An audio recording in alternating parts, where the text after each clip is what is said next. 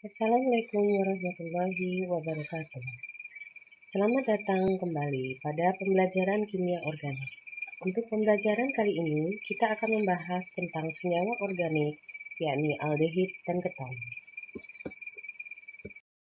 Seperti pada pembahasan senyawa organik sebelumnya, pembahasan kali ini akan menjelaskan tentang deskripsi tentang aldehid dan keton, sifat dan tata nama senyawa aldehid dan keton, reaksi yang terjadi pada senyawa aldehid dan keton, serta kegunaan aldehid dan keton dalam kehidupan sehari-hari. Bagaimana? Apakah kalian sudah siap dengan pembahasan kali ini? Apakah di antara kalian sudah ada yang pernah mendengar senyawa-senyawa aldehid ataupun keton? Apa saja kira-kira ya? Untuk mempersingkat waktu, kita akan memulai pembahasan tentang deskripsi aldehid dan keton. Aldehid dan keton adalah nama dua golongan senyawa organik yang masing-masing mengandung unsur C, H, dan O. Kedua golongan senyawa ini mempunyai gugus fungsi yang disebut gugus karbonil. Yang mana sih bagian dari gugus karbonil dari aldehid dan keton? Jika kita lihat, ini adalah gugus karbonil dari aldehid. Sedangkan yang ini adalah gugus karbonil dari keton. Nah, gugus karbonil pada aldehid dan keton ini yang tadi sudah dijelaskan bisa terikat baik dengan gugus alifatik maupun gugus aromatik. Masih ingat kan apa yang disebut gugus alifatik dan aromatik? Nah, aldehid dan keton ini juga memiliki banyak sekali persamaan sifat. Kita akan membahas lebih rinci pada saat menjelaskan reaksi-reaksi yang terjadi pada aldehid dan keton. Tapi kedua senyawa ini dikatakan tidak identik. Mengapa tidak memiliki sifat yang identik? Karena atom yang terikat pada gugus karbonil antara aldehid dan keton itu sangat berbeda. Pada aldehid, gugus karbonil mengikat satu senyawa alifatik atau aromatik dengan satu hidrogen. Sedangkan pada senyawa keton mengikat dua senyawa alifatik atau aromatik lain. Nah, rumus untuk aldehid dan keton adalah CnH2nO. Masih ingat tentang isomer? Kira-kira isomer apa yang terjadi pada aldehid dan keton? Ya, betul. Aldehid dan keton memiliki isomer yang disebut dengan isomer fungsi. Apa itu isomer fungsi? Mudah-mudahan masih ingat ya. Sampai di sini apakah sudah cukup jelas? Jika sudah cukup jelas, kita akan berlanjut ke pembahasan selanjutnya tentang sifat-sifat pada aldehid dan keton. Aldehid dan keton memiliki titik didih dan titik leleh yang lebih tinggi dari alkana untuk atom dengan jumlah karbon C yang sama, tapi memiliki titik didih dan titik leleh yang lebih rendah dari alkohol. Dan kedua senyawa ini bersifat sangat polar sehingga larut dalam pelarut organik. Kelarutan aldehid dan keton hampir sama seperti kelarutan alkohol. Kenapa? Karena pada aldehid dan keton bisa bereaksi dengan hidrogen untuk mengadakan ikatan hidrogen dari molekul air. Namun aldehid bersifat lebih reaktif dibanding dengan keton karena adanya atom hidrogen. Untuk aldehid dan keton dengan jumlah 1-2 atom karbon berwujud gas. Untuk 3-12 umumnya berwujud cair dan selanjutnya berwujud padat pada suhu kamar. Baiklah, selanjutnya kita akan mendiskusikan tentang tata nama IUPAC maupun trivial pada aldehid maupun pada keton. Kita akan mulai untuk pembahasan tata nama dengan tata nama IUPAC. Untuk aldehid, kita hanya akan mengganti akhiran satu senyawa dengan menambahkan al. Untuk penomoran dimulai dari gugus karbonil atau tadi dengan gugus CO. Kemudian substituen dinyatakan sebagai alkil. Untuk substituen yang bukan senyawa hidrokarbon akan mengikuti prioritas seperti pada penamaan senyawa-senyawa yang lainnya. Sebagai contoh, senyawa aldehid kita bisa lihat di sini yang disebut dengan pentanal. Kenapa disebut pentanal? Kita akan hitung di sini ada 1, 2, 3, 4, 5 atom karbon C. Kemudian kita hanya akan menambahkan akhiran al pada senyawa tersebut. Kemudian ini untuk aldehid dengan adanya substituen. Sebagai contoh 1 metil 2 butanal. Kenapa disebut 1 metil 2 butanal? Karena adanya posisi substituen pada posisi atom karbon C nomor 1 sehingga disebut 1 metil butanal. Selanjutnya, kira-kira apakah Anda bisa membuat struktur dari senyawa 5 iodo 23 dietil 4 metil pentadekanal? Silahkan mencoba. Untuk penamaan keton, kita hanya tinggal mengubah akhiran menjadi on. Mudah bukan? Untuk penomoran juga dimulai dari karbon terdekat dengan gugus karbonil. Dan substituennya dinyatakan sebagai alkil.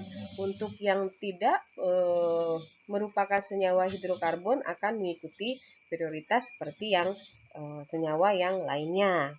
Ini adalah beberapa contoh dari senyawa keton.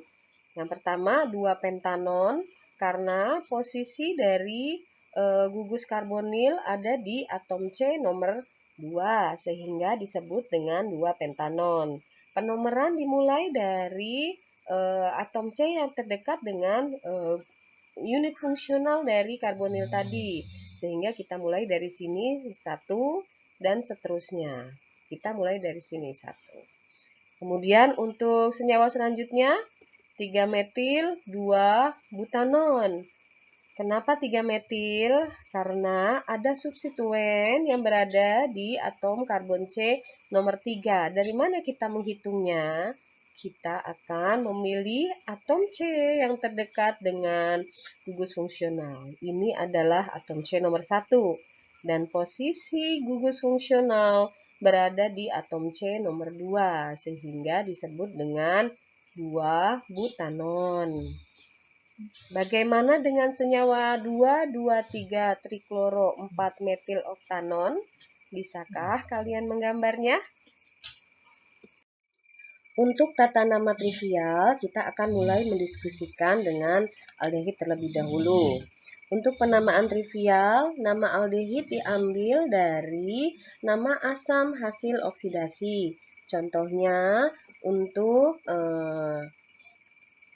karbon atom C1 disebut dengan asam format, sehingga aldehidnya disebut dengan formaldehid. Untuk atom karbon C, asam asetat, sehingga disebut aldehidnya sebagai asetaldehid. Untuk atom karbon yang jumlahnya ada 3 disebut dengan asam propionat. Untuk aldehidnya disebut propionaldehid. Dan seterusnya sampai ini ada atom karbon C yang jumlahnya 20 yang diambil dari asam arahidat dan pada aldehid dinamakan arahidaldehid. Akhiran -at pada umumnya pada aldehid tadi diganti dengan nama aldehid. Asam format -at diganti dengan asam formaldehid. Kemudian penomoran rantai cabang juga mengikuti tata nama seperti UPEC dan senyawa hidrokarbon lainnya.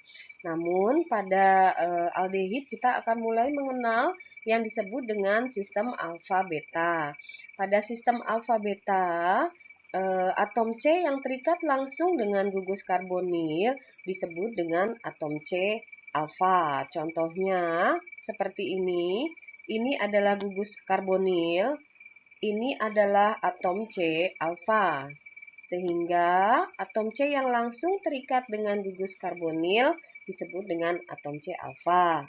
Atom C selanjutnya disebut dengan beta, gamma, delta, dan seterusnya. Di sini saya berikan juga bagaimana penamaan dengan sistem alfa beta untuk mulai dari alfa, beta, gamma, delta, epsilon, zeta, eta, dan selanjutnya.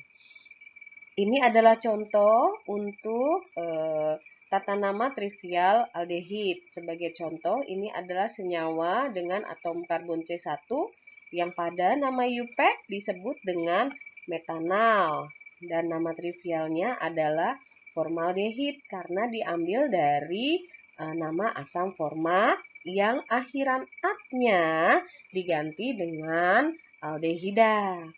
Dan ini adalah struktur dari etanal. Etanal memiliki 2 atom karbon C. Nama trivial dari etanal adalah asetaldehid. Dan ini adalah senyawa propanal atau propionaldehid. Untuk senyawa ini, apakah kalian bisa memberikan nama trivialnya? Silahkan mencoba. Tata nama trivial untuk senyawa keton sama sistemnya seperti penamaan pada senyawa eter. Gugus karbonil akan diikuti dengan kata keton. Kita ambil contoh senyawa ini. Pada senyawa ini ada 2 atom C yang jumlahnya 1 atau dimetil dan gugus fungsinya adalah keton sehingga disebut dengan dimetil keton. Khusus untuk senyawa ini kita bisa sebut juga sebagai senyawa aseton. Kemudian yang kedua adalah senyawa etil, metil, keton. Dan terakhir adalah senyawa dietil keton. Mudah bukan? Untuk selanjutnya, penamaan trivial juga bisa menggunakan seperti pada aldehid dengan alfa beta. Untuk senyawa ini disebut dengan beta hidroksi isopropil propil keton. Kenapa bisa penamaannya seperti ini? Ini adalah karbonil dari keton. Ini atom C alfa dan ini adalah atom C beta. Atom C alfa mengikat gugus hidroksi. Atom C beta mengikat gugus hidroksi sehingga disebut dengan beta hidroksi. Kemudian ini adalah struktur dari isopropil dan ini adalah struktur dari propil yang diikuti dengan ketonnya sehingga namanya adalah beta hidroksi isopropil propil keton. Kemudian contoh yang ini adalah salah satu contoh untuk keton yang terikat dengan senyawa aromatik dan juga senyawa alifatik. Untuk penamaannya kita akan mulai dengan prioritas. Ini adalah fenil, metil, keton atau yang dikenal dengan asetofenon. Masih ingat tentang turunan benzena yang disebut dengan asetofenon? Nah, bagaimana dengan struktur yang ini? Senyawa apakah ini? Dapatkah kalian memberikan nama dari senyawa ini? Untuk penamaan, semoga sudah cukup paham dan cukup mengerti, dan kita akan berlanjut pada diskusi reaksi-reaksi yang terjadi pada aldehid dan keton.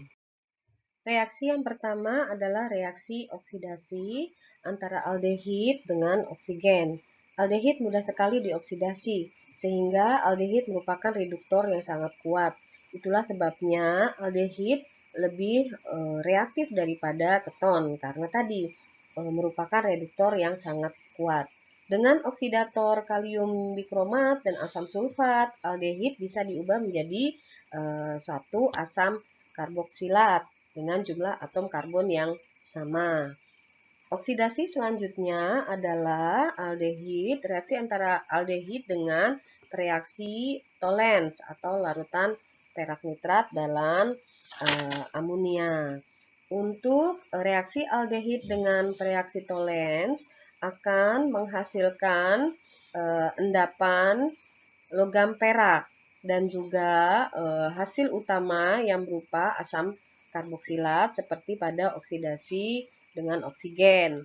Yang paling penting dari reaksi dengan tolens ini adalah terbentuknya endapan cermin perak yang bisa menandakan perbedaan antara senyawa aldehid dan keton. Oksidasi selanjutnya adalah oksidasi aldehid dengan senyawa atau reaksi Fehling yang akan menghasilkan yang paling penting adalah endapan merah bata, yaitu tembaga oksida yang berwarna merah bata. Kedua, reaksi ini merupakan reaksi yang bisa membedakan antara senyawa aldehid dan keton. Pada oksidasi keton, reaksi Tollens dan Fehling tidak bisa bereaksi karena tidak mempunyai atom H yang terikat langsung pada gugus karbonil. Keton juga tidak mengalami oksidasi dengan oksigen. Reaksi selanjutnya adalah reaksi reduksi.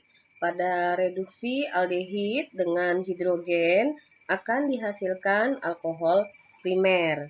Mengapa dihasilkan alkohol primer?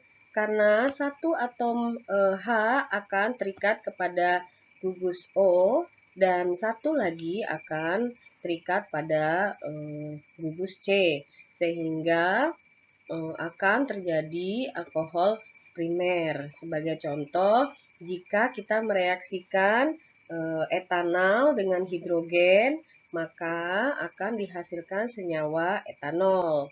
Untuk keton, reaksi reduksi dengan hidrogen seperti juga pada aldehid akan menghasilkan alkohol. Namun alkohol yang terbentuk adalah alkohol sekunder. Kenapa alkohol sekunder? Karena hidrogen yang direaksikan dengan keton, satu hidrogen akan masuk ke gugus C, sedangkan hidrogen yang lain akan terikat dengan gugus H, sehingga di sini akan terjadi dua senyawa alkil, kemudian ada senyawa alkohol di antara atom karbon C yang tadinya merupakan gugus karbonil, sehingga posisinya akan selalu berada sebagai alkohol sekunder. Kemudian bagaimana reaksi reduksi antara 2 etil 3 metil heksanal dan reduksi asetofenon? Kira-kira apakah Anda bisa menggambarkan hasil dari kedua reaksi tersebut? Kita akan berlanjut kepada reaksi adisi pada aldehid maupun pada keton. Pada aldehid ataupun keton, gugus karbonil dari aldehid dan keton bersifat polar karena atom O lebih elektronegatif daripada atom C, sehingga jika mengalami adisi, maka bagian positif dari reaksi akan mengikatkan diri pada atom O yang lebih negatif. Sedangkan bagian negatif dari reaksi akan mengikatkan diri pada atom C pada gugus karbonil. Sebagai contoh, adisi yang pertama adalah adisi suatu aldehid atau keton dengan menggunakan air. Maka bagian dari H akan terikat pada bagian yang lebih negatif dari gugus karbonil, yaitu pada atom O, sehingga H ini akan terikat dengan O dan atom OH min pada air akan terikat pada atom C, sehingga diperoleh suatu hasil senyawa yang merupakan suatu diol dengan dua atom H yang berasal dari H2O. Reaksi adisi yang selanjutnya adalah reaksi adisi antara aldehid ataupun keton dengan menggunakan PCl5. Untuk reaksi dengan keton, jika suatu keton direaksikan dengan PCl5, maka Cl ini akan mengikat ke atom C dari atom karbonil. 2 Cl akan masuk dan terikat pada atom C karbonil, dan O akan dilepaskan dari gugus aldehid atau keton untuk berikatan dengan PCl sisanya, sehingga akan dihasilkan suatu dikloroalkana dan POCl3. Ini yang terjadi pada keton. Jika yang kita reaksikan adalah suatu aldehid, maka yang akan kita hasilkan adalah halogen yang akan terikat pada atom C karbonil utama. Reaksi selanjutnya adalah reaksi antara aldehid dengan reaksi Grignard. Mudah-mudahan Anda masih ingat yang disebut dengan reaksi Grignard atau RMGX atau alkil magnesium halida. Nah, reaksi Grignard ini dapat mengadesi pada aldehid yang selanjutnya bila dihidrolisis bisa menghasilkan alkohol. Jika yang direaksikan adalah formaldehid, maka hasil reaksi yang terbentuk adalah alkohol primer. Namun untuk jenis aldehid yang lain akan dihasilkan alkohol sekunder. Untuk senyawa keton yang direaksikan dengan reaksi Grignard akan menghasilkan alkohol tersier. Reaksi adisi selanjutnya adalah reaksi antara aldehid atau keton dengan suatu asam sianida. Sebagai contoh di sini kita gunakan adalah aseton. Pada saat aseton direaksikan dengan asam sianida, maka akan terbentuk yang disebut dengan aseton sianohidrin. Jika yang kita reaksikan di sini adalah suatu aldehid atau asetaldehid dengan asam sianida, maka kita akan mendapatkan senyawa yang disebut dengan asetaldehid sianohidrin. Reaksi selanjutnya adalah reaksi antara aldehid ataupun keton dengan suatu natrium bisulfit. Untuk reaksi adisi antara aldehid ataupun keton dengan suatu natrium bisulfit, maka akan dihasilkan suatu senyawa yang disebut dengan aseton bisulfit. Ini pada reaksi keton dengan natrium bisulfit. Namun jika kita mereaksikan aldehid dengan natrium bisulfit, maka yang akan kita hasilkan adalah asetaldehid bisulfit. Reaksi selanjutnya adalah reaksi kondensasi aldol pada aldehid dan keton. Yang dimaksud dengan kondensasi aldol adalah reaksi penyatuan. Penyatuan antara molekul atau dalam molekul yang sama ataupun yang berbeda dan membentuk senyawa baru yang lebih kompleks. Pada umumnya reaksi kondensasi akan menyebabkan terjadinya pembebasan air, alkohol, atau senyawa lain yang lebih stabil.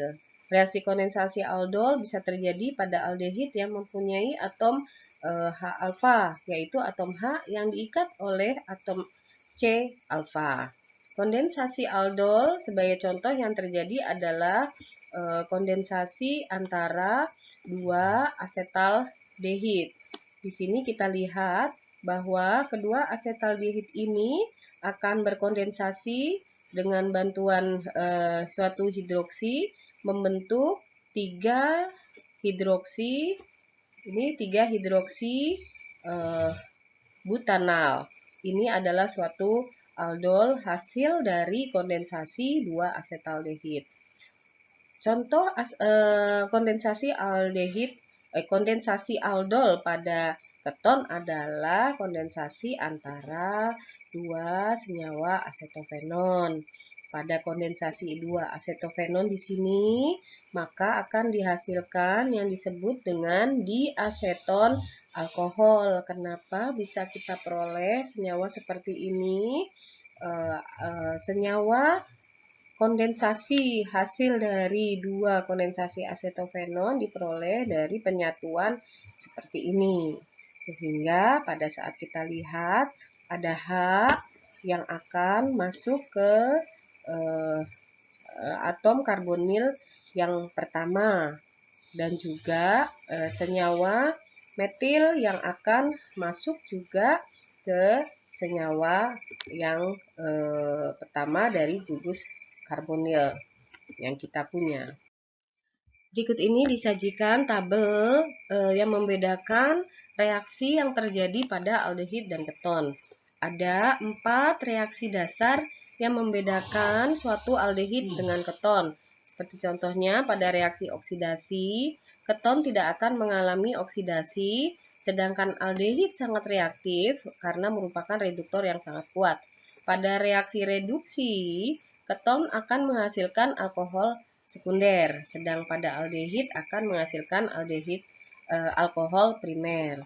Untuk reaksi dengan reagen Tollens, keton tidak akan bereaksi, sedangkan aldehid akan bereaksi dan menghasilkan cermin perak.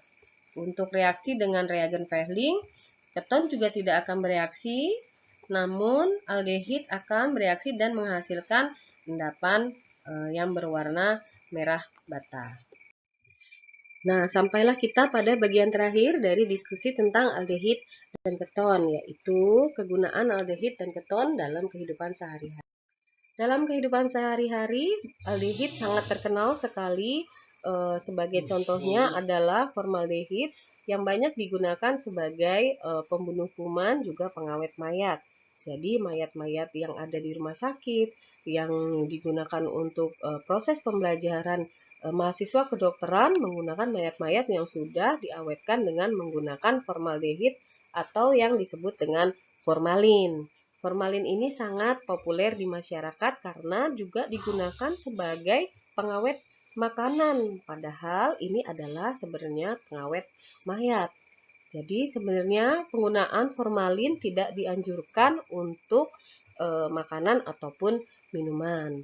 Kemudian senyawa lain yang banyak digunakan selain formaldehid adalah paraldehid yang digunakan sebagai akselerator vulkanisasi karet. Untuk senyawa keton yang paling terkenal adalah aseton yang biasa digunakan sebagai pelarut organik atau senyawa atau larutan yang biasa digunakan untuk menghapus cat kuku. Selain itu ada juga kloroform yang merupakan bahan baku pembuatan zat organik lain serta pelarut berbagai macam obat-obatan. Ada juga yang paling terkenal di dalam tubuh manusia beberapa hormon yang merupakan senyawa keton seperti testosteron dan progesteron. Demikianlah akhir dari pembahasan kita tentang senyawa aldehid dan keton. Untuk selanjutnya kita akan bertemu kembali di lain kesempatan untuk membahas senyawa organik yang lainnya.